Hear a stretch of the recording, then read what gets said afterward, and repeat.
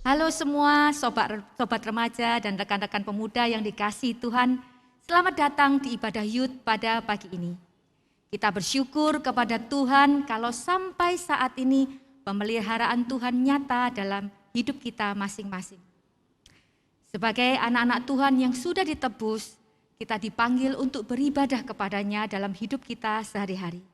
Dan pada hari ini Allah mengundang kita semua untuk datang beribadah kepadanya bersama-sama sebagai satu keluarga Allah. Mari kita menyambut undangan Allah ini dengan hormat dan penuh sukacita. Seperti ungkapan pemazmur dalam Mazmur 34 ayat ketiga. Muliakanlah Tuhan bersama-sama dengan aku. Marilah kita bersama-sama memasyurkan namanya. Selamat beribadah bagi kita semua.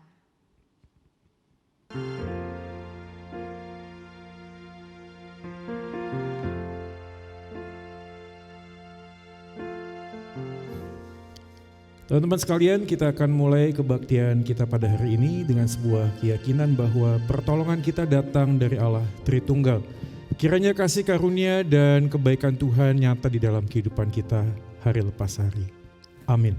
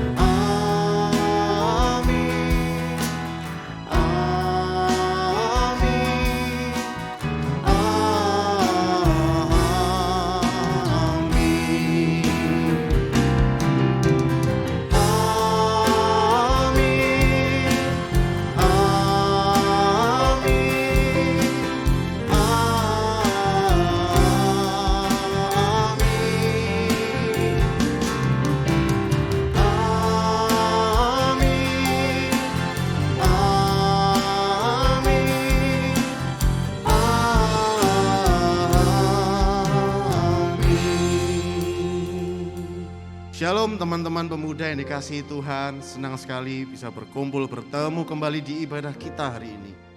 Sungguh karena kasih karunia Tuhan kita boleh berkumpul memuji Tuhan, menaikkan syukur kita kepada Tuhan. Di tengah dunia ini yang mencari perhatian, yang haus akan perhatian, Tuhan Allah kita yang sanggup, yang ada di tempat ini. Mazmur 5 ayat 12 mengatakan, tetapi semua orang yang berlindung padamu akan bersukacita. Mereka akan bersorak-sorak selama-lamanya karena engkau menaungi mereka dan karena engkau akan bersukacita orang-orang yang mengasihi namamu. Teman-teman, kita tahu dunia ini begitu haus akan perhatian, akan hiburan. Tetapi saat ini mari kita satukan hati kita, perhatian kita, tubuh kita pada Tuhan kita. Kita memuji, memuliakan namanya karena sungguh sinarnya mencerminkan kemuliaan namanya. Sinar kemuliaan-Mu Bapa.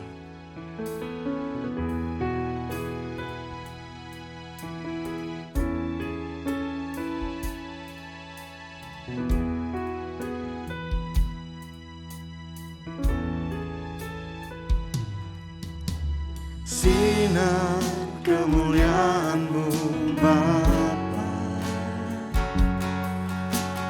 memenuhi di sekelilingku.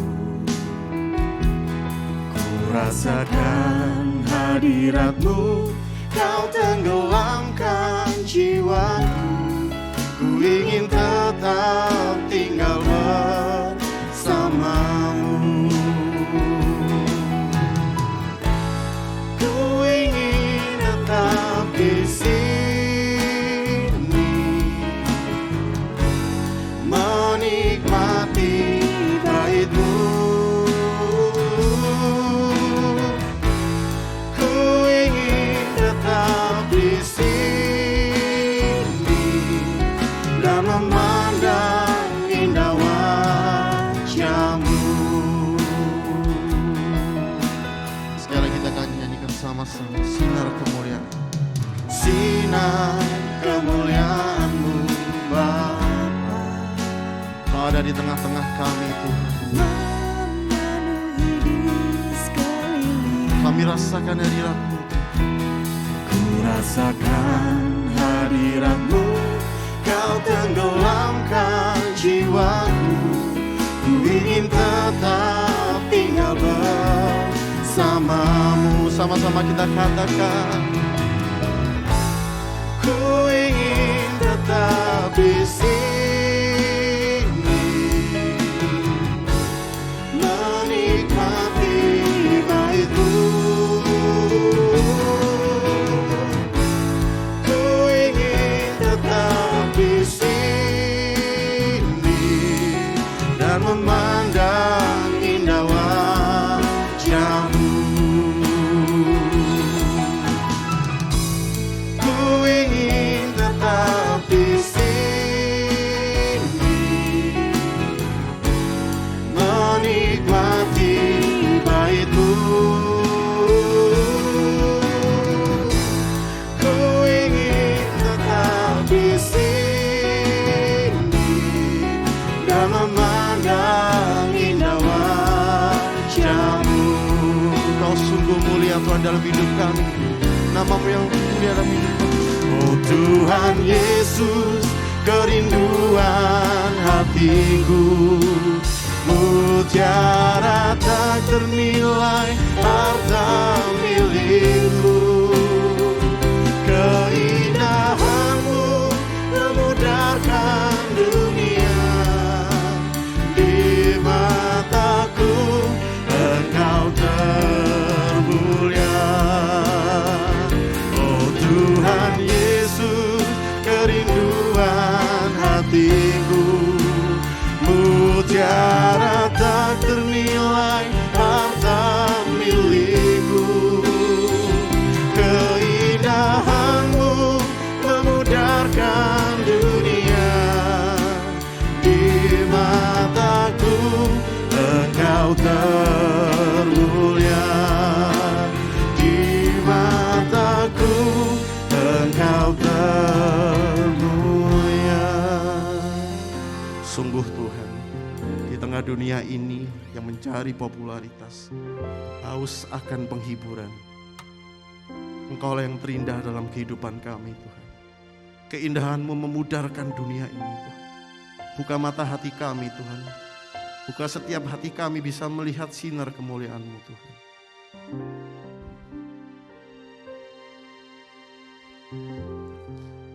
Karena Anak Manusia juga datang bukan untuk dilayani, melainkan untuk melayani dan untuk memberikan nyawanya menjadi tebusan bagi banyak orang.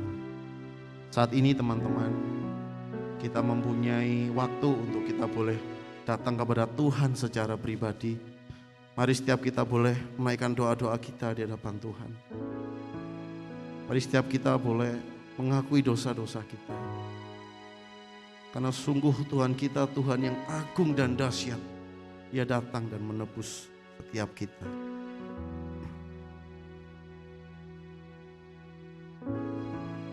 Mampirlah dengar doaku Tuhan. Engkaulah Yesus Sang Penebus.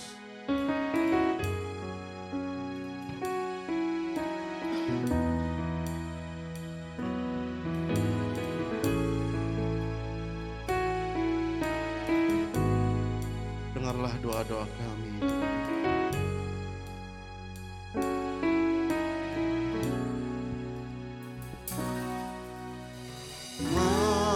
Mampirlah dengar doaku, Yesus penebus.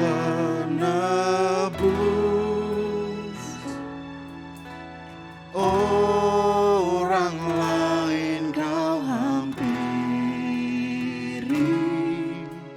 jangan jalan terus. Yesus Tuhan, dengar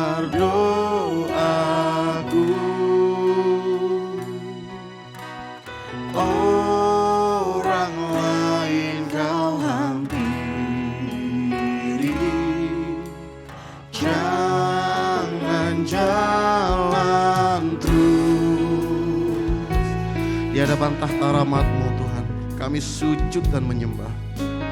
Kami tunduk dalam penyesalan. Tolong kami Tuhan.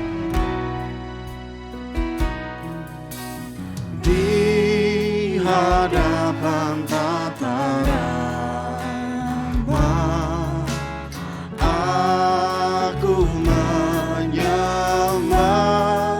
Ini seruan kami Tuhan. Tunduk dalam penyesalan, Tuhan tolonglah. Yesus Tuhan, Yesus Tuhan, dengar doaku. Orang lain kau hampiri, jangan jalan terus. Yesus Tuhan, dengar doaku. Orang lain kau hampiri, jangan jalan terus. kami percaya kepada kuat kuasa-Mu yang menyembuhkan kami, yang menebus kami. Kami percaya. Dalam nama Tuhan Yesus kami berdoa. Amin. Saya mengundang jemaat teman-teman untuk bangkit berdiri. Kita akan bersama-sama mendengarkan petunjuk hidup baru kita yang diambil dari Roma 12 ayat yang kedua. Janganlah kamu menjadi serupa dengan dunia ini, tetapi berubahlah oleh pembaharuan budimu, sehingga kamu dapat membedakan manakah kehendak Allah, apa yang baik, apa yang berkenan kepada Allah, dan yang sempurna. Sungguh hanya Tuhanlah dalam kehidupan kita semua yang sempurna. Hanya Dialah yang kita andalkan dalam kehidupan kita. Segala aspek kehidupan kita hanya Yesus yang kita andalkan.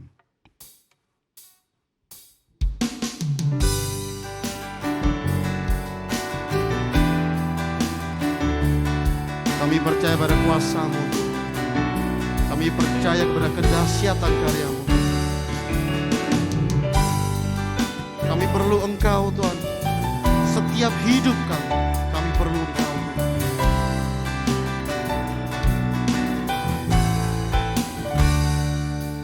Ku perlu Engkau Yesus, haus jiwaku menantikan-Mu.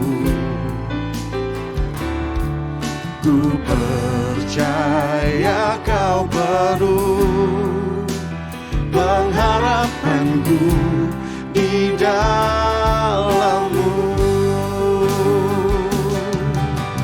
Yesus, hanya Kau yang ku andalkan, melebihi siapapun juga. Yesus, hanya Kau yang ku percaya di setiap waktu. Tiada lain yang ku andalkan selain Kau, Yesus.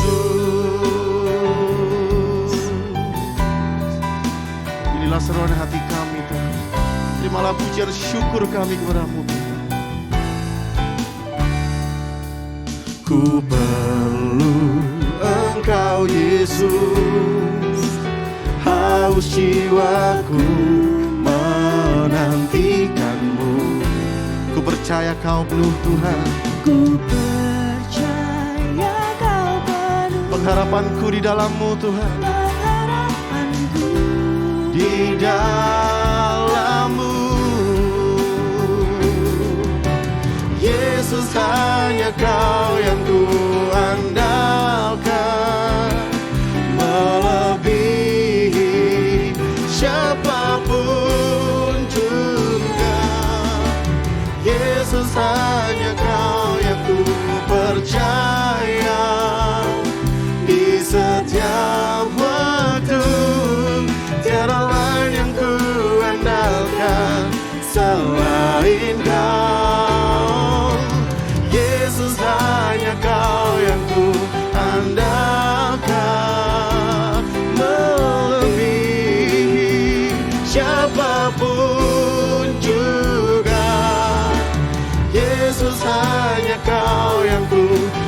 percaya di setiap waktu, tiada lain yang ku andalkan selain Kau, Yesus.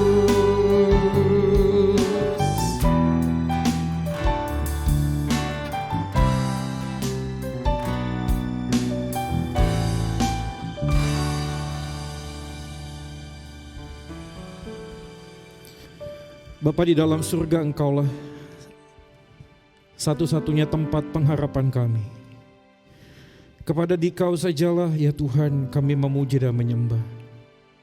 Tak ada tempat lain di mana kami menemukan kepuasan kebahagiaan selain di dalam Kristus Tuhan kami. Siapakah kami ini, manusia yang berdosa ya Tuhan, yang tak layak sesungguhnya mendapatkan cinta kasih anugerah-Mu yang besar. Tetapi begitu ajaib cinta-Mu ya Tuhan, sehingga Engkau mengutus anak-Mu yang tunggal, Yesus Tuhan kami, datang ke dalam dunia ini, menjalani hidup dengan sangat sederhana. Bahkan di akhir kematian-Mu, Engkau masih mengampuni orang yang sudah menganiaya Engkau ya Tuhan. Dan kami percaya kematian dan kebangkitan-Mu ya Kristus Tuhan kami, juga membangkitkan hati kami untuk tetap boleh beribadah kepada Engkau dengan kesungguhan hati, untuk mencari kepuasan di dalam Engkau, kebahagiaan di dalam Engkau. Dan kami yakin setiap pujian yang kami naikkan, bahkan firman yang akan kami dengarkan, itu boleh membasuh hati kami dan menolong kami untuk tetap bangkit berdiri di tengah-tengah gelapnya dunia ini, di tengah-tengah banyak tantangan dan godaan kami di masa muda ini. Kami tetap yakin kekuatan yang berlimpah-limpah datangnya hanya daripada Kristus Tuhan kami. Pakailah hamba-Mu yang sangat terbatas, yang penuh dengan dosa dan celah. Kudus, sucikan, mampukanlah dia Tuhan untuk menyampaikan isi hati-Mu menurut kebenaran kitab suci yang Engkau sudah berikan dan sampaikan kepada hamba-Mu lebih dahulu. Ini doa kami Tuhan, dan kami berdoa dimanapun anak pemuda-Mu saat ini berada, kiranya Allah Roh Kudus yang menerjemahkan setiap kalimat dan firman Tuhan dan jatuh ke tanah yang subur di dalam hati kami, yang boleh berakar dengan kuat, bertumbuh dan berbuah hanya bagi Dikau Tuhan kami. Terima kasih Bapa, ini saat yang terbaik buat kami, boleh merenungkan firman-Mu. Demi nama Yesus Tuhan kami berdoa dan memohon. Amin. Teman-teman sekalian, mari kita langsung saja membuka kitab kita pada hari ini dari kitab 1 Timotius pasal yang ke-6. Ayat yang ke-17 hingga ayat 19 saya akan bacakan bagi kita sekalian.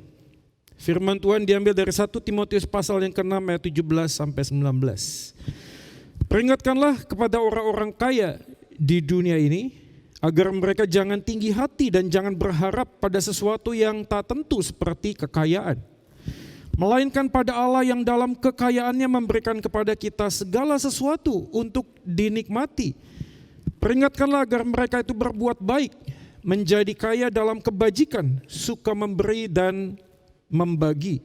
Dan dengan demikian mengumpulkan suatu harta sebagai dasar yang baik bagi dirinya di waktu yang akan datang untuk mencapai hidup yang sebenarnya. Demikianlah firman Tuhan, kita berbahagia kalau kita menjadi pelaku firman dalam hidup hari lepas hari. Haleluya. Haleluya, haleluya, haleluya.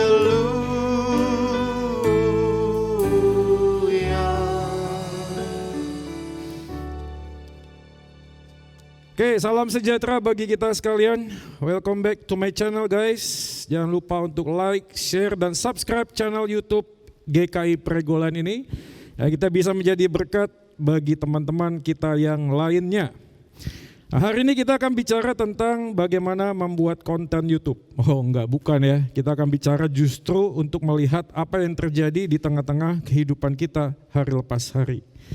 Ya, terima kasih buat tim worship dipimpin oleh Penatua Gio. Kita kasih applause. Thank you guys. Oke, hari ini kita akan coba melihat judulnya ini luar biasa, keren banget ya, The God of Entertainment.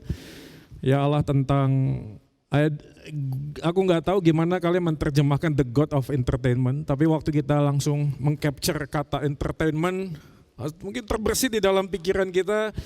Gimana sebenarnya manusia, basically pada naturnya sangat suka dengan entertaining, sangat suka dengan sesuatu yang menghibur. Ya.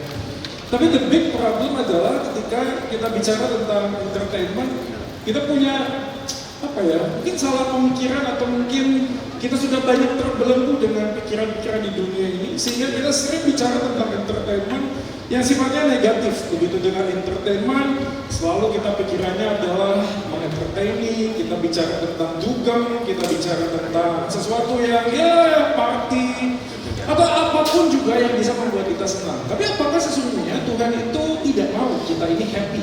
Apakah Tuhan itu nggak suka kalau kita ini senang atau kita ini bahagia? Nah, kita sudah membaca ya 1 Timotius pasal 6 ayat 17 sampai 19. Nah, tentu saja waktu kita baca ayat ini tidak ada satu bagian pun di sana yang bicara tentang entertainment. Tapi kita kalau melihat bagian ini teman-teman sekalian, maka kita langsung bisa mengcapture hal yang penting sekali dan sangat krusial yang sebenarnya Paulus ingin sampaikan kepada Timotius, anak rohaninya. Jadi kalau teman-teman perhatikan di sana, ada beberapa hal yang menjadi keunikan konteks di dalam kitab ini ya.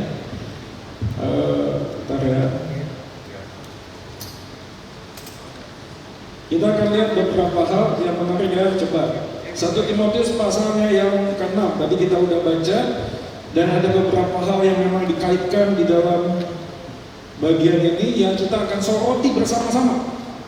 Nah, pasal yang ke-6 ayat 17 sampai 19 tentunya waktu kita baca secara paper book Alkitab, kita akan melihat ini adalah ending.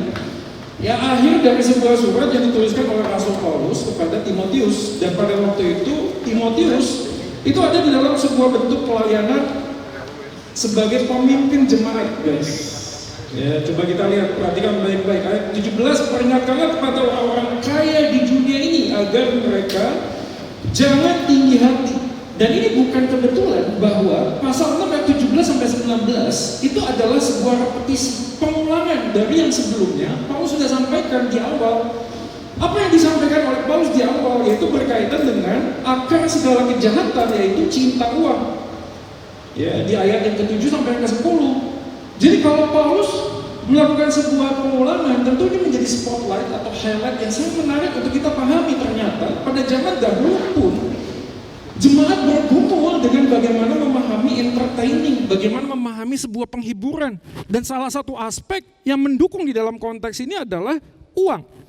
Di dalam catatan yang saya dapatkan, ada sebuah komentar yang mengatakan bahwa ketika Timotius memimpin jemaat di Efesus, orang-orang yang ada di Efesus bukanlah orang-orang yang ada di menengah ke bawah. Memang ada sih, tetapi majority, kebanyakan dari mereka adalah yang sudah kaya. Bahkan dikatakan, ada orang yang memang sejak lahir di dalam lingkungannya itu sudah hidup di dalam kekayaan, glamor. Nah, kita bisa memahami dalam konteks saat ini. Ya, contohnya aja ada anak sultan. Anak sultan yang konon katanya nggak pernah merasakan pahitnya kehidupan. Begitu dia lahir, dia sudah mendapatkan banyak hal yang mungkin berapa banyak anak hari ini punya kesempatan yang sama, guys. Dan itulah yang terjadi di jemaat di Efesus pada saat Timotius memimpin sebagai pemimpin jemaat. Coba Anda bisa membayangkan ya, seorang Timotius yang masih muda. Dia harus bergumul dengan kehidupan penggembalaan, pastoral. Ya, dan banyak jemaatnya yang setiap kali datang itu naik Alphard, naik Velfire, naik Lamborghini, naik Ferrari. Kemana-mana mungkin sepatunya harganya 50 juta, 60 juta, iPhone-nya mungkin sudah iPhone 13. Dan semua orang yang datang ke dalam gereja itu mungkin sudah glamor, sudah kaya. Dan Paulus menekankan kepada Timotius, peringatkanlah kepada orang-orang kaya di dunia ini supaya mereka jangan tinggi hati dan jangan berharap kepada kekayaan mereka. Ini sebuah bagian yang penting sekali untuk kita dapatkan. Kenapa? Karena sejak zaman dahulu orang berpikir ketika dia dapat uang, dia bisa entertaining himself. Dia bisa menghibur diri mereka sendiri karena mereka punya kesempatan, punya sesuatu yang membuat mereka bisa happy, guys. Nah, dari sinilah saya mengajak kita semuanya untuk memikirkan bagian ini. Jadi pada saat Socrates, Plato dan seterusnya itu menggumulkan kehidupan manusia, mereka mendapatkan sebuah prinsip yang namanya eudaimonisme. eudaimonisme, dan juga yang selalu kita pahami tentang hedonisme. Ada bagian yang penting sekali. Kenapa? Karena sejak dahulu eudaimonisme itu bicara tentang hidup dan hasrat kehidupan manusia. Selalu punya purpose, yaitu how I am to be happy. Bagaimana aku bisa berbahagia. Eudaimonisme ada sebuah sistem filsafat. Ya sebenarnya sejak zaman dahulu menekankan kepada orang, mengungkapkan isi hati manusia, bahwa apapun yang kita lakukan, eksekusinya ujung-ujungnya adalah gimana kita bisa happy, guys. Tetapi dalam bagian yang lain ada yang namanya hedonisme. Sebuah sistem pemikiran yang lain tetapi berbau hal yang sama. Hedonisme adalah aliran filsafat yang membuat kita itu bukan hanya sekedar mendapatkan kebahagiaan. Perhatikan baik-baik bedanya. Kalau eudaimonisme adalah sistem filsafat yang memikirkan manusia ingin cari sesuatu yang sifatnya membuat dirinya happy. Hedonisme adalah gaya hidup, guys. Lifestyle. Jadi kalau sudah gaya hidup, kita bicaranya adalah bukan lagi tujuan, tapi how to execute. Bagaimana kita bisa mencapai. Nah, salah satu caranya adalah dengan hidup hedonisme. Apa hubungannya sih sama tema kita? Ini dia hubungannya. Kalau hedonisme adalah faham mengenai gaya hidup manusia, yang mana selalu mencari sesuatu yang sifatnya bahagia, entertainment is a form of an activity that holds the attention and interest of the audience to give pleasure and delight. Saya mikir, apa bedanya? Nah, kita bisa lihat dari gambarnya nih. Nah, ini dia. Jadi eudaimonisme itu ada di tengah. Di sebelah kiri dan kanannya itu ada hidup hedon dan hidup entertaining.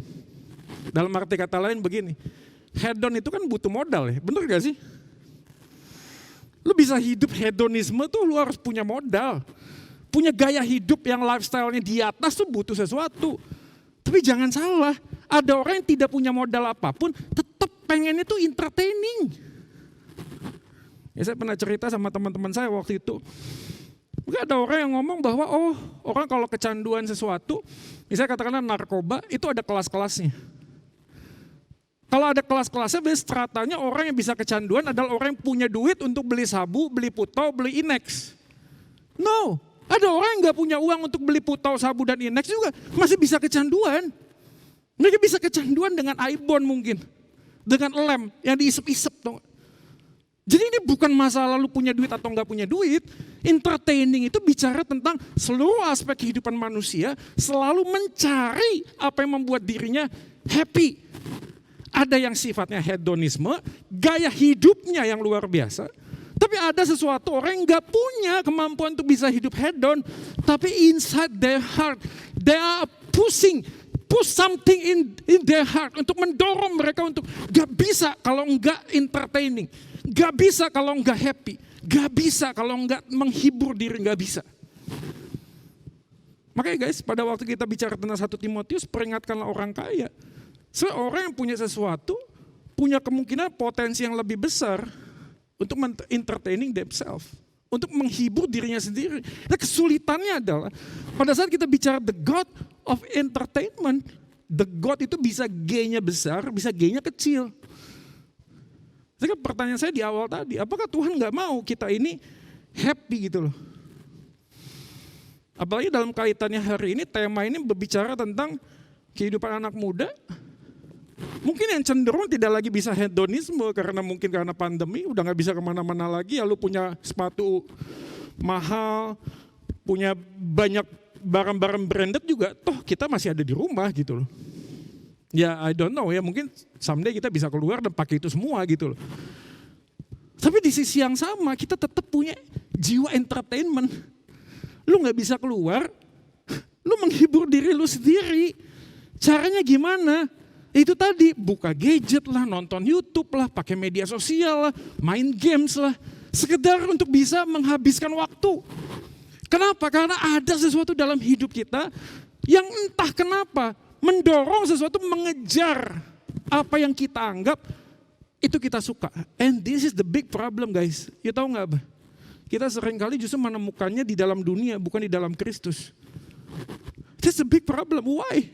Karena pada waktu kita jatuh dalam dosa, kita tidak lagi punya hasrat untuk mau menikmati keindahan kebaikan Tuhan. Entah kenapa kedagingan kita demikian mengkungkung hidup kita, sehingga kita mencari sesuatu yang kita pikir kita bisa happy. Tapi itu seperti screensaver aja di dalam komputer, tau gak sih? Terlihat nampak indah, begitu diklik langsung ketemu aslinya kok. Nah, sebuah kamuflase yang tanpa sadar, kita terus pengen kejar dan kita pengen cari. Ada sesuatu yang nampaknya indah, padahal kita tahu di balik semuanya itu nothing. Kosong gitu loh. Makanya gue bersyukur banget ya hari ini kalau Tuhan mengizinkan gue hidup dalam perjalanan yang penuh dengan warna dalam kehidupan remaja. Artinya apa sih? Hari ini gue bisa sharing sesuatu yang bukan hanya sekedar teori. Gue pernah kok ada di sana.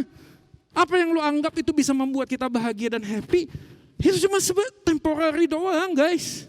Dan repotnya adalah ketika kita masuk di dalamnya, kita tidak lagi mempunyai kepekaan.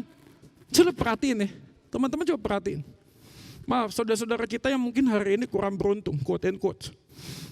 Lalu mereka menjadi orang yang mengambil sampah-sampah. Maka kita pernah berpikir, itu sampah ya. Waktu kita ada di radio 1 meter aja, udah 2 meter kecium bau. Tapi kenapa mereka sepertinya nggak ada apa-apa?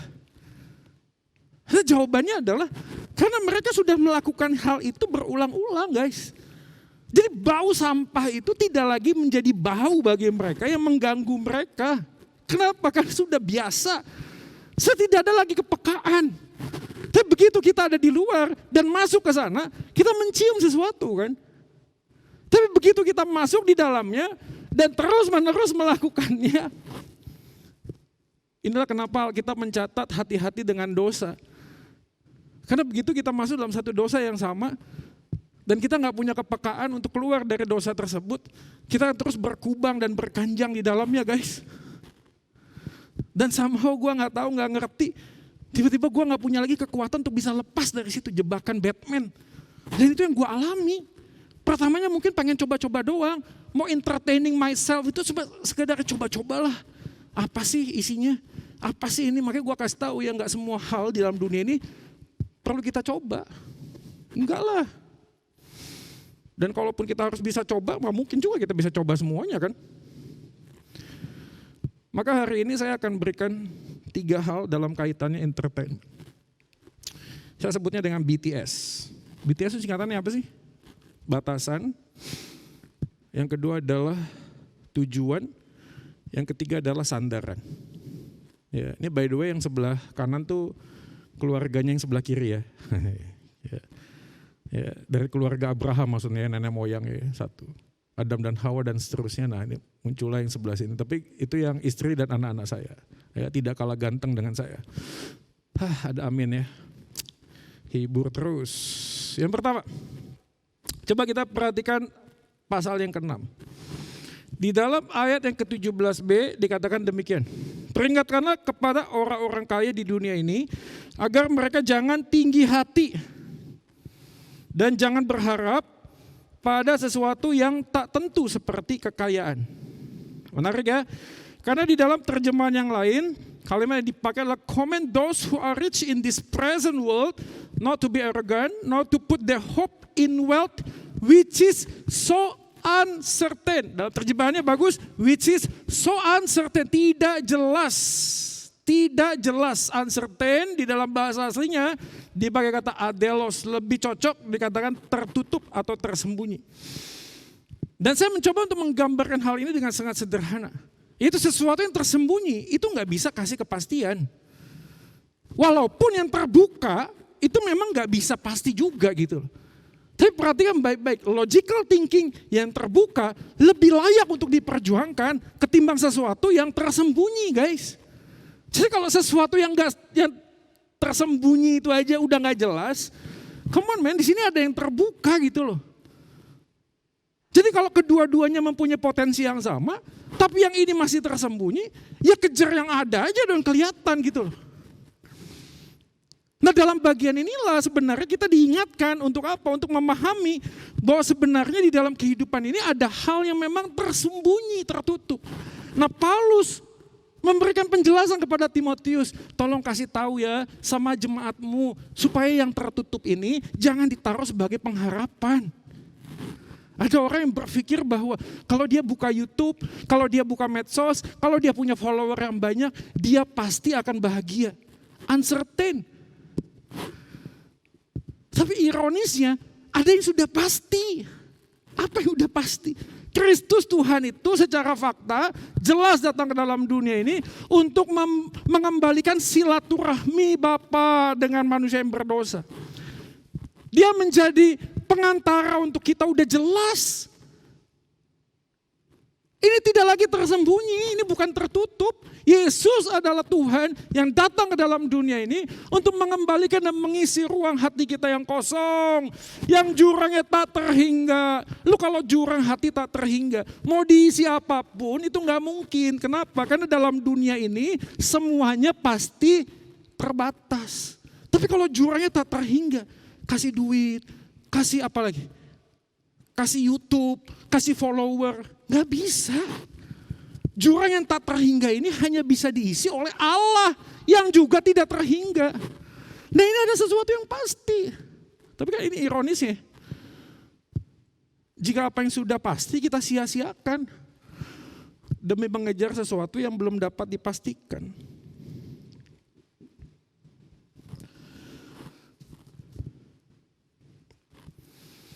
Anak gua ngomong, "Pak, kayaknya aku ini deh mau mengikuti jejak money gaming ya." Benar gak sih? Ada yang tahu gak money gaming? Joaquin kayaknya tahu ya, ada channel itu ya, channel anak-anak tuh. Itu dia bilang, "Pak, aku mau jadi gamer aja." Saya bilang, "Oh mantap, gamer, siap." Terus gimana Pak? Kapan kita latihan main game? Oh salah dong, masa tiba-tiba begitu. Sekarang apa yang ada di depan yang pasti dulu, apa nih? Ya PR matematika, udah selesai belum? Gitu. Kan ini belum pasti nih, jadi gamer, jadi apa kan belum pasti. Tapi apa yang di depan nih yang udah pasti? PR matematika, selesaiin dong. Baru setelah selesai, tugas yang pasti-pasti ini, baru kita yang lainnya. Nah, ini batasan guys. Jadi kalau kita bicara dalam dunia digital yang semakin hari semakin cepat seperti ini, sekali lagi kita nggak bisa membawa hidup kita keluar dari dunia ini lalu jadi orang yang freak, aneh. Gue punya tuh dulu punya teman aneh, nonton TV kagak, baca koran kagak. Ya, kayaknya dia hidup di dalam hutan mana gitu. Hidupnya begitu terus, aneh jadinya. Gak pernah bisa melihat apa yang dalam dunia ini. Kita gak begitu. Alkitab mengatakan janganlah menjadi serupa dengan dunia ini. Bukan kamu tetaplah atau menjadi orang yang keluar dari dunia ini. Bukan. Jangan menjadi serupa dengan dunia ini bukan berarti kita meninggalkan dunia ini. Justru bagian ini mengingatkan kepada kita, come on, ada batasnya. Nah hari ini kita diingatkan oleh firman Tuhan. Sebagaimana uang, itu tidak salah, akar kejahatan cinta uangnya. Jadi kalau akar kejahatan cinta uangnya, yang salah bukan uangnya tapi cinta uangnya. Kan orang cinta uang tidak tahu lagi mana batas dia harus berhenti. Hajar terus, yang penting gua dapat. Tapi kalau orang yang tahu bahwa ada batasnya, maka dia bisa punya kebijakan gitu loh. Tahu gak sih? Yang pasti apa sekarang? Kalau ada tugas di dalam kuliah, di dalam studi, selesaiin dulu dong. Karena tahu kan sebenarnya gitu loh. Kalau udah pegang gadget, nggak pernah bisa berhenti, nggak tahu kapan berhentinya. Dan kadang-kadang kita itu kayak terhipnotis, nonton seri apa ya? Ya, gue ngomong hometown caca-caca lagi nanti dikira lebay. Tapi emang saya sampai diperingati loh di email, Anda belum menyelesaikan episode hometown caca-caca. Saya sampai kaget loh. Saya bilang sama istri saya, "Dek, ini loh aku dapat peringatan." Kaget. "Oh, dari bang?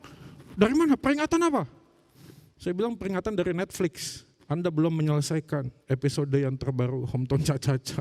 Terus dia ketawa. Bayangin nonton film aja diperingati tuh. Rajin banget tuh ya.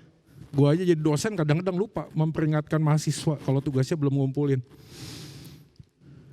Kan gimana pun juga kita kan harus tahu batasannya gitu loh. Kalau sepanjang hari di dalam 12 jam kita hidup secara aktif, kita kan bisa menghitung berapa banyak waktu yang kita lakukan dan kita habiskan. Bagian yang kedua adalah bukan hanya membuat batasan, yang kedua adalah memastikan sebuah tujuan. Ayatnya yang ke-17 tadi ya masih ya. Melainkan pada Allah yang dalam kekayaannya memberikan kepada kita segala sesuatu untuk dinikmati. Ya, for our enjoyment, sekali lagi. Kalau tadi ada yang ngebahas, apakah Tuhan gak suka kita ini menikmati kehidupan? No, Tuhan suka kok. Bahkan Tuhan itu menciptakan kita untuk menikmati. Tapi the big problem adalah kita menikmati sesuatu yang memang itu membuat Tuhan terluka. Jadi kalau kita bisa menikmati, tujuannya harus jelas. Jadi kalau kita baca bagian ini teman-teman sekalian, coba perhatikan ayat yang ke-18. Peringatkanlah agar mereka itu berbuat baik, menjadi kaya dalam kebajikan. Dan dengan demikian mengumpulkan suatu harta sebagai dasar yang baik. Jadi Paulus mengingatkan kepada Timotius, apa yang diperingatkan kepada Timotius, kasih tahu jemaat, supaya mereka tidak menikmati sesuatu yang sebenarnya tidak akan pernah mungkin bisa dinikmati dengan sungguh-sungguh. Tapi biarkanlah mereka itu menikmati kekayaan di dalam Tuhan. How? Untuk menjadi orang yang kaya dalam kebajikan, suka memberi dan berbagi. So, hari ini kita bicara apa yang kedua? Tujuan kan? Menikmati kekayaan di dalam Tuhan itu bukan berarti keep for ourselves, berhenti jadi orang ego. Tapi kita justru melanjutkan bagian itu untuk menjadi kaya di dalam kebajikan. Artinya apa? Ada objek yang lain yang mana Tuhan pakai kita menjadi berkat buat orang lain. Makanya tadi di awal saya buka dengan kalimat welcome back to my channel, to our channel. Don't forget to like, share this video, and subscribe channel YouTube ini. Kenapa? Karena kita tahu what is the purpose, tujuannya apa. Tujuannya adalah kita melakukan semua rekaman ini supaya begitu banyak orang yang bisa menikmati berkat firman Tuhan melalui YouTube channel ini. Bukan untuk our enjoyment doang. Bukan untuk entertaining ourselves doang gitu loh. Tapi kita tahu bahwa ini firman dibutuhkan oleh teman-temanku. Teman-teman sekalian, pada waktu kita bicara tentang kebahagiaan, sekali lagi saya mengutip C.S. Lewis yang mengatakan, God cannot give us peace and happiness apart from himself. Tuhan tidak bisa memberikan kedamaian dan kebahagiaan terlepas dari dirinya sendiri. Itulah yang dikatakan dalam Kristus Tuhan kita. Ketika Paulus bertobat, dia mengatakan, I have been crucified with Christ, I have no longer lived, but Christ lives in me. Itulah yang Alkitab katakan bahwa Paulus, aku sudah mati. Jadi aku menghidupi, bukan aku lagi yang hidup, tetapi Kristus yang hidup di dalamku. Dan perhatikan baik-baik ya. Ketika kita itu hidup di dalam Kristus, hidup kita tidak akan menjadi lebih mudah, tapi lebih bahagia. Hidup kita, our life in Christ is not to be like easier. Karena it is hard gitu loh, to follow Jesus itu bukan gampang, sulit. But the most important thing is we are happier, kita lebih bahagia. Sesuatu yang sulit, tapi kalau kita bahagia untuk melakukannya, kita jabanin kok. Benar gak sih? Susah sih, susah, tapi gue happy ngejalaninnya, tau gak sih? Tapi kalau ada sesuatu yang mudah tapi kita gak bahagia melakukannya, forward. Nah itulah yang aku lakukan dahulu kan. Begitu ada masalah, cabut. Mabok lah, hangout sama temen lah. Trying to escape gitu. Mencari cara untuk melarikan diri. Mudah gak? Mudah. Tapi is it more happier? No. Karena setelah itu masalahnya tambah gede guys. Nah berapa banyak anak pemuda hari ini juga bergumul mungkin. Agak-agak mirip gitu loh. Begitu ada masalah cabut ke kamar, ngapain, nonton YouTube lah, main game lah. Mencoba untuk melarikan diri dari semua hingar-bingar, konflik, teriakan. Yang terjadi dalam keluarga kita, papa mama kita udah marah, udah capek, udah deh. Ya, kita masuk ke dalam kamar, tutup tuh kamar. Terus kita pakai headphone kita begitu ya. Langsung noise cancellingnya diaktifin. Lo gak bisa dengar apa-apa kecuali apa yang ada di dalam gadgetmu. Dan kita masuk di dalam dunia kita sendiri guys. Easy gak? Easy. Gampang gak? Gampang. Tapi is it more happier? No.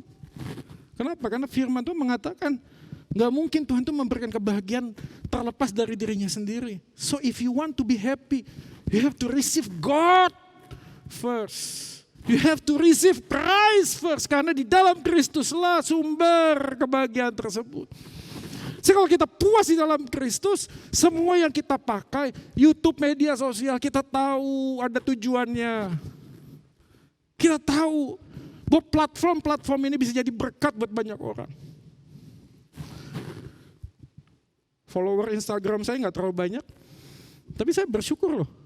Minimal paling nggak seminggu ada 1-2 DM direct message. Nggak pernah tahu siapa orangnya, bertanya tentang postingan.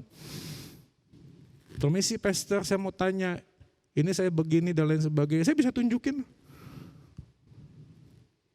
Bahkan ada beberapa kasus yang akhirnya kita nge-zoom bareng dari yang nggak tahu loh. Karena mereka punya masalah. Dan how grateful I am gitu loh. Terus bersyukur sekali karena ternyata Tuhan bisa pakai semua dunia-dunia digital itu menjadi berkat buat orang lain yang mungkin hari ini mau lost, lonely, sepi, mau hilang, sudah ada di ujung tanduk kehancuran. Dan entah mengapa mereka scroll, lalu Tuhan pakai quotation, video-video yang singkat yang mungkin mengena di dalam hatinya. Teman-teman, apa sebenarnya menjadi tujuan kita? Ya, tanpa menemukan kepuasan di dalam Tuhan, kita nggak akan pernah puas dengan apapun dalam dunia. Question, kalau Tuhan saja nggak bisa membuat kita puas, apalagi yang bisa memuaskan kita guys. Kalau Tuhan saja nggak bisa memberikan kita kepuasan, apalagi yang kita mau lakukan supaya hati kita puas. Teman-teman yang dikasih oleh Tuhan, ayo kita hari ini, mungkin lebih berpikirnya tuh lebih luas ya. Makanya ada orang tanya gini, Kak Joy gimana caranya bisa memuliakan Tuhan dengan main games? Gua kasih tahu, salah satu caranya adalah lu tahu waktu. Saya yakin sih Tuhan peduli kok sama games. Ya gamesnya yang bener ya maksudnya ya. Ya kita itu panjang lah, mungkin 1-2 sesi untuk membahas hal itu. Tapi yang gue ngomong hari ini, apakah games Tuhan menolaknya reject gitu? Kalau orang main games masih berdosa? Enggak kok. Tapi menjadi berdosa ketika kita justru dikendalikan oleh games, bukan kita yang mengendalikan games tersebut. Kita tanpa sadar menghabiskan berapa banyak waktu, dan seperti yang saya mention di awal, yang pasti, yang menjadi tanggung jawab, justru kita abaikan guys. Gara-gara sesuatu yang gak pasti, ya kan aneh ya. Main game naik level. Emang lu kalau naik level diterima oleh Tuhan ke surga? Kan kagak. Naik level itu dapat apa? Dapat duit. Gocap tiaw. Cepet tiaw. Kue tiaw. Kan enggak juga gitu. Tapi entah kenapa kita ada di dalamnya dan gara-gara ini naik level emosi dan kolesterol dan tekanan darah orang tua kita naik. Tahu gak sih? Tensinya naik guys. Gara-gara apa itu tadi? Nak makan. Kan gitu. Bentar. Karena kagok nih, kagok. Nak makan. Overload dari C gede. Ini nanggung ya. Bentar. Kan gitu. Ini overtone lagi. Nah masalahnya overtone-nya bukan C gede. Langsung ke satu ini lagi, satu bar lagi tuh. Bukan satu bar, satu apa namanya? Kalau dari C tinggi jadi. Satu oktav, naik lagi. Nah begitu naik. Lu gak tahu kalau lagi di tekanan darah tuh. Langsung 140, 150. Lu gak ngerti kan? Tapi itu yang kita lakukan kadang-kadang gitu loh. Karena kita gak tahu tujuannya apa, batasannya apa. Kita mengejar sesuatu yang gak pasti, lalu mengabaikan sesuatu yang udah pasti. Bisa gak sih main game memuliakan Tuhan? Bisa. Caranya dengan apa? Ketika kita bisa tahu bijak menggunakan waktu. Saya bersyukur sih anak-anak saya juga main game. Dan kita waktu itu berdoa sama Tuhan, Tuhan gimana caranya ya supaya melalui game ini juga kita bisa memuliakan nama Tuhan dan menjadi teladan buat anak-anak. Caranya apa? Dikasih gadget, ayo buka timer. Dan betapa bersyukurnya kita gitu loh. Kita kadang-kadang lupa, terus anak tiba-tiba datang, udah habis waktunya.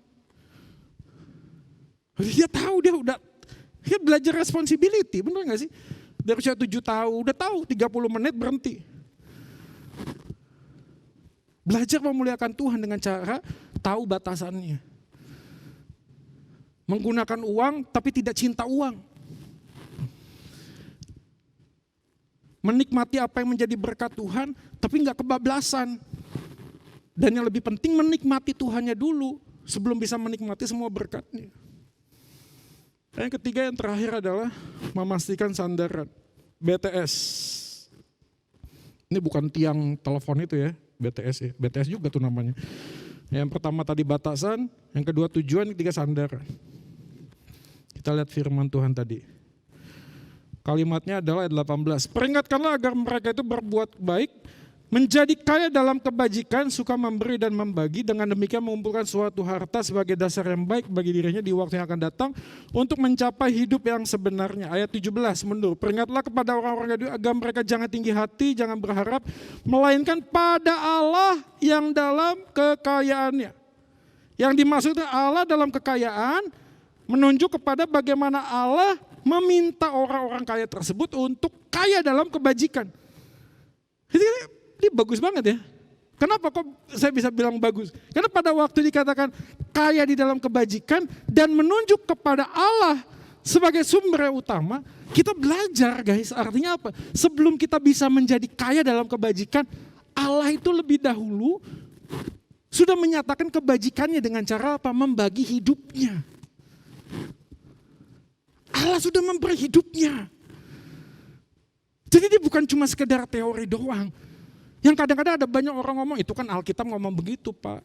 Memang idealnya begitu, tapi kan kita bukan Tuhan. Tapi Tuhan saja melakukan hal itu guys. Dia memberi hidupnya.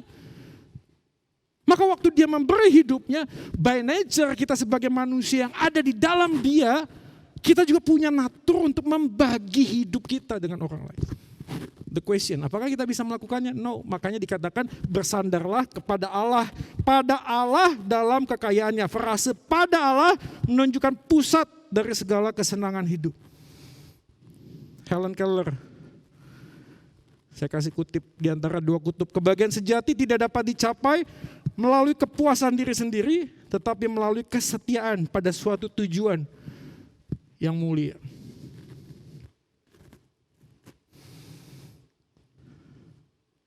Kita bicara tentang membatasi diri, bisa gak sih? Saya kira dengan mengandalkan diri sendiri gak bisa sih. Kungkungan dosa, kedagingan itu terlalu kuat. Berat banget gitu loh. Kita tahu kita udah dengar firman-Nya. Tapi bagian yang ketiga ini mengingatkan kepada kita bahwa kekuatan yang melimpah-limpah itu berasal bukan dari diri kita, tapi di dalam Kristus Tuhan kita.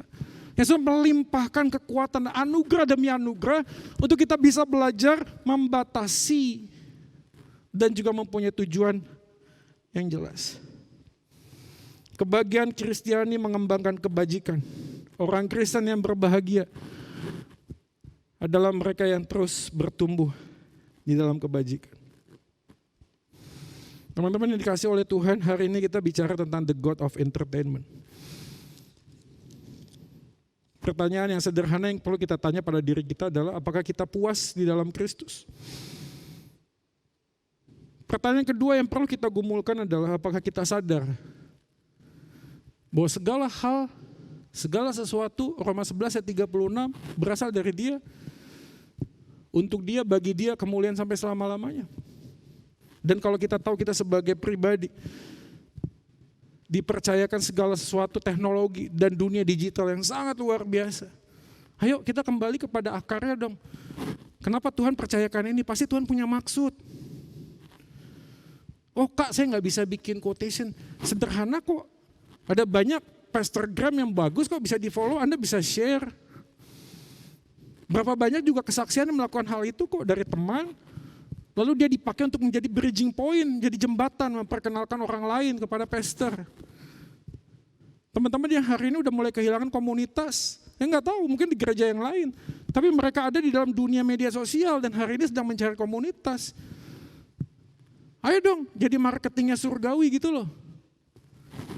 Jadi agent-agentnya Tuhan, yang bicara tentang kerajaan Allah, tentang kebaikan Tuhan yang kasih Kristus. Sehingga mereka yang hari ini sedang kesasar di media sosial, di dalam dunia digital yang entah kemana, Tuhan pakai kita untuk menjadi berkat. Gue gak bilang muluk-muluk sih, ini selalu fakta kok. Berapa banyak orang hari ini yang mencari sesuatu di dalam YouTube, Instagram, Facebook, dan lain sebagainya. Tapi kalau kita ada di sana, ayo kita taruh batasan yang pasti. Aplikasi sederhananya apa sih? Cobalah, kalau nonton drama ya coba pastiin lah. Saya mulai jam segini ya, jam segini saya berhenti. Pakai timer dulu, latih. Main game juga begitu, pakai timer dulu, dilatih. Saya ada satu bagiannya. Dan saya yakin sih, ini bukan masalah remove aja sih, tapi harus ada replace. Jadi kita harus berpikir dinamis dan kreatif, bagaimana bisa mengisi hari-hari kita. Satu hal yang saya rekomendasikan apa? Yang pasti kerjain dong tugas, tanggung jawab kita. Kalau di rumah kita bisa bantu orang tua, kita lakukan dahulu. Jadi selama 12 jam kita aktif dalam kehidupan ini, kita tahu kita sudah mengisinya. Kolose 3:23, apapun yang kita perbuat untuk Tuhan, bukan untuk manusia. Nah, kiranya firman Tuhan menolong kita bersama untuk bertumbuh dalam Tuhan. Nah, saya berikan waktu teman-teman sekalian untuk mengambil saat teduh sejenak.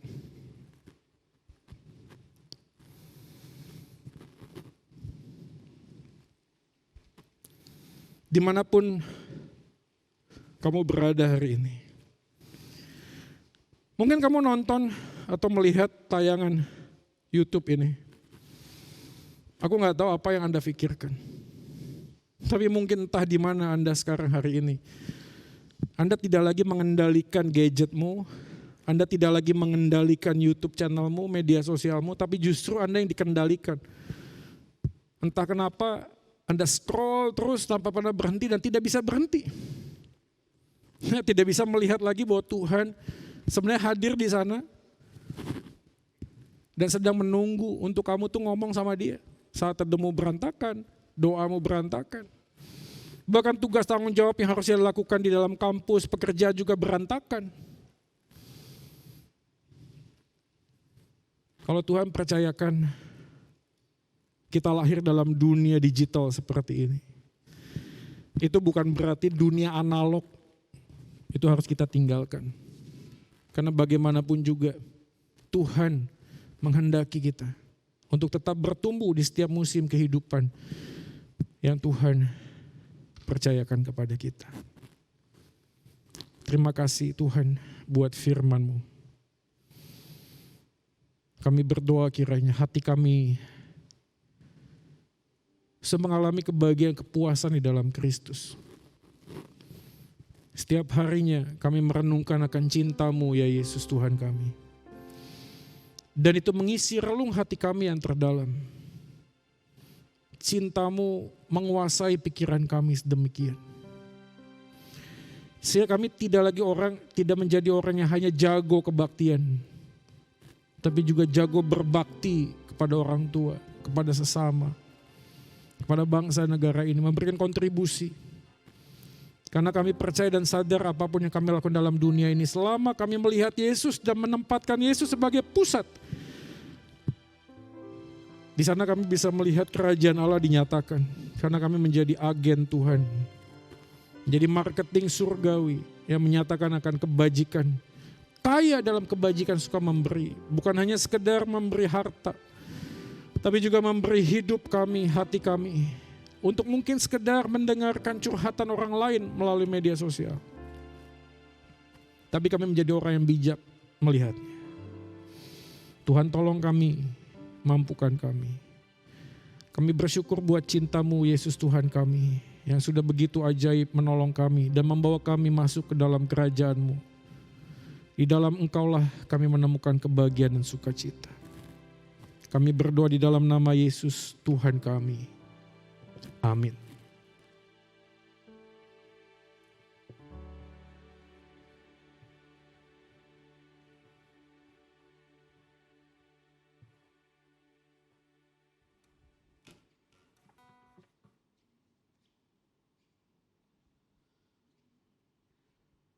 Saya mengundang teman-teman untuk bangkit berdiri. Kita akan memperbarui pengakuan iman rasuli kita. Aku percaya kepada Allah, Bapa yang Maha Kuasa, Khalik langit dan bumi, dan kepada Yesus Kristus, anaknya yang tunggal Tuhan kita, yang dikandung daripada Roh Kudus, lahir dari anak darah Maria, yang menderita sengsara di bawah pemerintahan Pontius Pilatus, disalibkan, mati dan dikuburkan, turun ke dalam kerajaan maut. Pada hari yang ketiga, bangkit pula dari antara orang mati, naik ke surga, duduk di sebelah kanan Allah, Bapa yang Maha Kuasa, dan dari sana ia akan datang untuk menghakimi orang yang hidup dan yang mati. Aku percaya kepada Roh Kudus, gereja yang kudus dan am, persekutuan orang kudus, pengampunan dosa, kebangkitan orang mati, dan hidup yang kekal. Kita akan memasuki doa syafaat. Kami datang kepadamu ya Tuhan, menaikkan doa kami. Tolonglah kami Tuhan, supaya dalam masa muda kami ini kami menjalani hidup yang penuh arti, tujuan yang pasti, dan tahu bagaimana dengan bijak menggunakan waktu. Tuhan, kami berdoa buat anak-anak pemudamu dalam segala macam pergumulan yang dihadapi. Entah itu tugas-tugas di kampus, atau mungkin pekerjaan mereka, atau mungkin juga masalah dalam konflik relasi di dalam rumah atau rumah tangga mereka. Kami mohonkan Tuhan anugerah-Mu lebih dari cukup. Berikan kami hikmat dan keberanian untuk mengambil keputusan. Kami berdoa untuk anak-anak pemuda-Mu yang hari ini sedang menjalin berpacaran dengan teman mereka, dengan pacar mereka. Tuhan, berikanlah kekudusan, jagailah hati mereka, dan mereka yang saat ini sedang bergumul dengan pasangan hidup. Kami percaya Tuhan akan memberi yang terbaik. Tapi tolonglah supaya kami menjadi pribadi yang terbaik lebih dahulu di hadapan-Mu ya Tuhan. Kami juga tak lupa berdoa supaya di dalam kesempatan ini kami sebagai pemuda-pemuda juga mau berkontribusi dalam pelayanan di gereja Tuhan. Karena kami yakin Tuhan sudah kasih kami karunia dan talenta. Akhirnya kami boleh memaksimalkan semuanya itu bagi pelebaran kerajaan Allah melalui gereja GKI Pragbun ini. Bapa dalam surga, kami juga berdoa buat orang tua kami yang sudah berjerih lelah menolong kami, memberkati kami, dan mencukupkan segala sesuatunya Tuhan. Tambahkanlah kesehatan, kekuatan. Jikalau memang orang tua kami lagi kesulitan dalam pekerjaan, tolonglah Tuhan, bantu dan tolong mereka untuk bisa mencari jalan keluar yang terbaik. Kami juga tak lupa berdoa untuk persiapan worship night pemuda dan juga on-site kebaktian pemuda. Kami mohonkan ya Tuhan, Engkaulah kepala gereja ini. Kasih kami petunjuk Tuhan, kepekaan, supaya kami semuanya baik majelis, baik hamba Tuhan dan juga pengurus pemuda boleh mengambil dan mencari jalan keluar yang terbaik dan mengambil keputusan seperti yang Engkau kehendaki ya Tuhan. Kami juga berdoa ya Tuhan buat gereja-Mu di dalam semua hal yang digumulkan. Tuhan yang menolong supaya semakin hari kami punya hati yang sama-sama saling melengkapi. Tidak ada yang menganggap dirinya lebih baik, lebih pintar, lebih pengalaman. Tapi kami saling bahu-membahu, yang satu dengan yang lain saling melengkapi. Dan kami melihat di dalamnya kasih Kristus dinyatakan ketika kami bersama-sama saling mengasihi.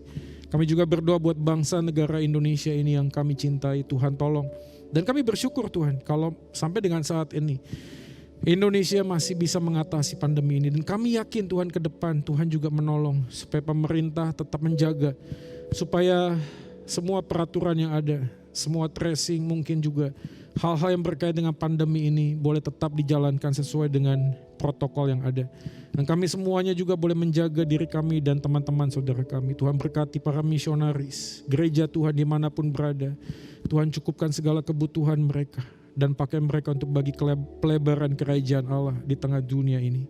Kami serahkan sepenuhnya doa kami ini ke dalam tangan-Mu ya Tuhan.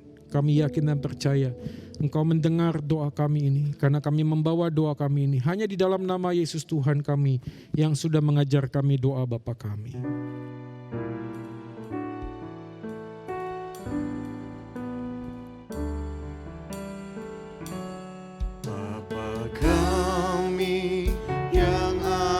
Di surga,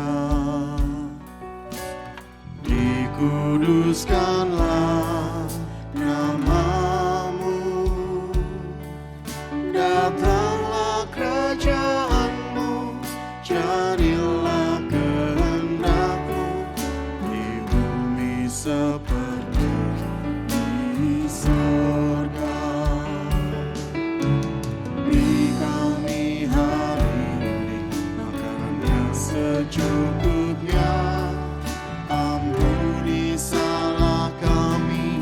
seperti kami ampuni yang bersalah pada kami. Jangan bawa kami dalam pencobaan, melainkan lepaskan kami dari yang jahat. Sebab Kaulah yang punya kerajaan dan kuasa dan kemuliaan sampai selama-lamanya. Amin.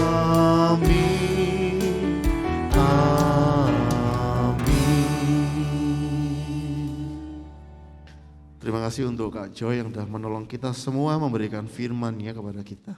Tuhan memberkati. Teman-teman, sebelum kita masuk dalam persembahan, akan ada sedikit pengumuman yang akan saya sampaikan. Pada tanggal 20 November kita akan ada worship night. After all this time, worship session ya. Di situ di layar teman-teman sudah ada barcode-nya, teman-teman bisa register di situ. Dan mengenai ketentuan untuk protokol kesehatan, detail acara, syarat, teman-teman bisa lihat di Instagram @Prekbun Youth Community. Teman-teman bisa lihat di situ. Teman-teman bisa siapkan harinya. Hari Sabtu 20 November 2021 kita akan bersama-sama di tempat ini ya, di Gedung Serbaguna lantai 2 dan 3. Sudah lama nih kita nggak ketemu, kita kangen, kita kepingin bersama-sama masuk dalam worship. Siapkan diri kita semua, Sabtu 20 November 2021. Oke, kita akan masuk dalam persembahan kita hari ini. Efesus 5 ayat 2 mengatakan, dan hiduplah di dalam kasih sebagaimana Kristus Yesus juga mengasihi kamu dan telah menyerahkan dirinya untuk kita sebagai persembahan dan kurban yang harum bagi Allah. Bila topan keras melanda hidupmu.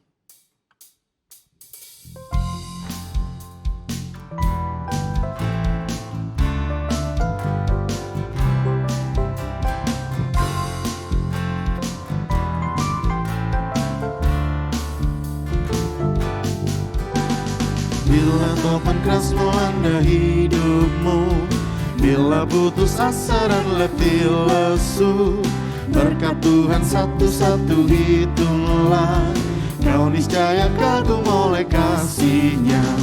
Berkat Tuhan mari hitunglah, kau kan kagum oleh kasih-Nya.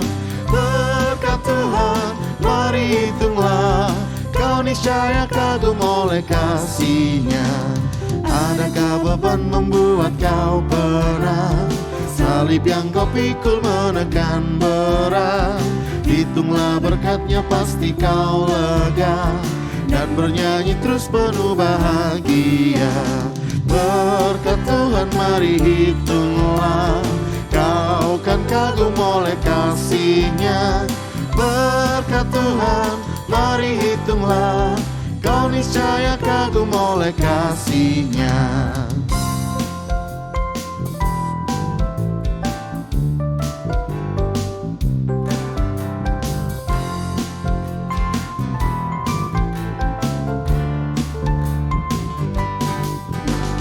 Bila kau memandang harta orang lain, ingat janji Kristus yang lebih permai. Hitunglah berkat yang tidak terbeli, milikku di surga tiada terberi. Berkat Tuhan mari hitunglah, kau kan kagum oleh kasih-Nya. Berkat Tuhan mari hitunglah, kau niscaya kagum oleh kasih-Nya. Sebelum teman-teman, mari kita berdoa sama-sama. Sungguh kami mengucap syukur Tuhan, kami boleh ada di tempat ini mendengarkan firman-Mu Tuhan. Kami mengucap syukur karena Engkau yang menolong setiap kami boleh memberikan persembahan.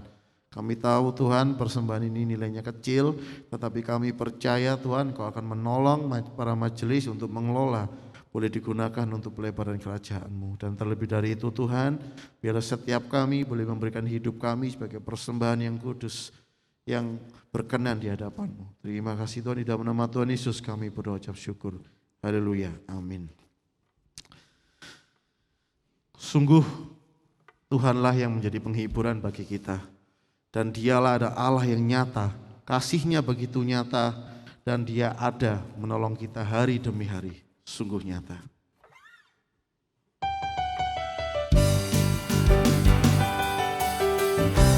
Seindahnya pelangi, secercahnya mentari Tuhan. Kau yang terindah dalam kehidupan kami Tuhan. Seindahnya pelangi, secerahnya mentari, namun Kau yang terindah, hanya Kau yang termegah. Walau badai menghadang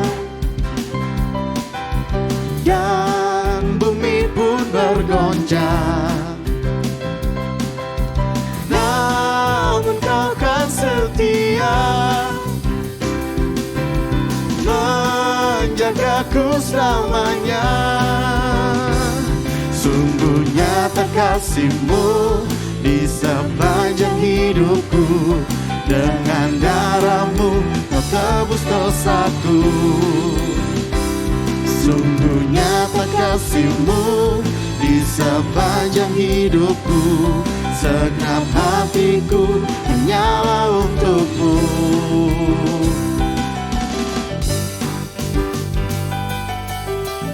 Seindahnya, walau badai menghadang dan bumi pun bergoncang, Kau Tuhan yang setia.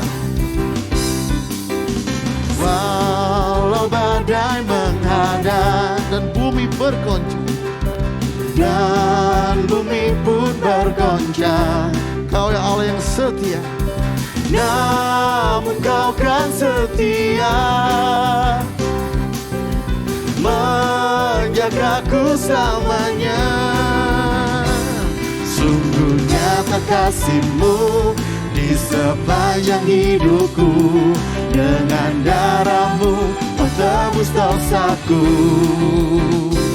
Sungguh nyata kasih-Mu di sepanjang hidupku, segenap hatiku hanyalah untuk-Mu. Katakan sekali lagi, sungguh nyata. Sungguh nyata kasih-Mu di sepanjang hidupku, dengan darah-Mu Kau tebus dosaku.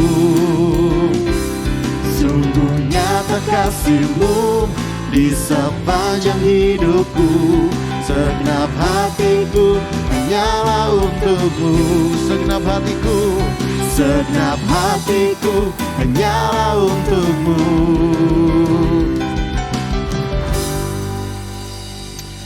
Teman-teman sekalian, arahkanlah hati dan pikiran kita kepada Tuhan dan terimalah berkat-Nya. Kiranya kasih karunia, damai sejahtera, kekuatan, dan penghiburan yang datang daripada Allah Tritunggal, Allah Bapa, Putra, dan Roh Kudus menyertai masa muda kita untuk berjalan bersama dengan Dia mulai saat ini sampai selama-lamanya. Amin.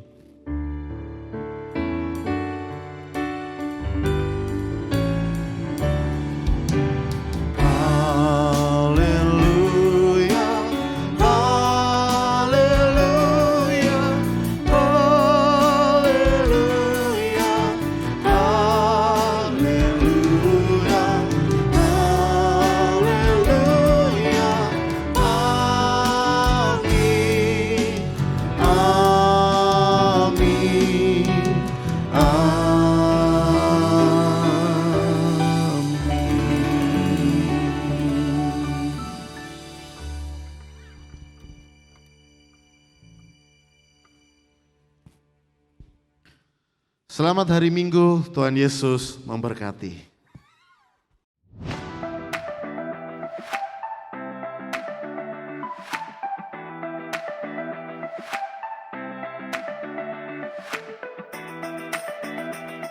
Teman-teman kaum muda GKI Perekulan Bundar, Saya percaya dalam masa-masa ini Tuhan membentuk kita dan kita belajar banyak hal sehingga kita menjadi pribadi yang terus-menerus diperbaharui.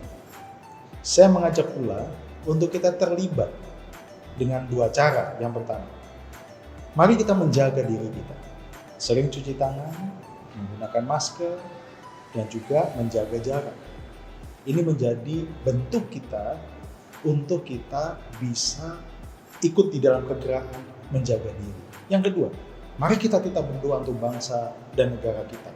Untuk mereka yang melayani secara medis, mereka yang juga bekerja 24 jam sebagai gugus tugas paling depan untuk mengatasi COVID-19 ini.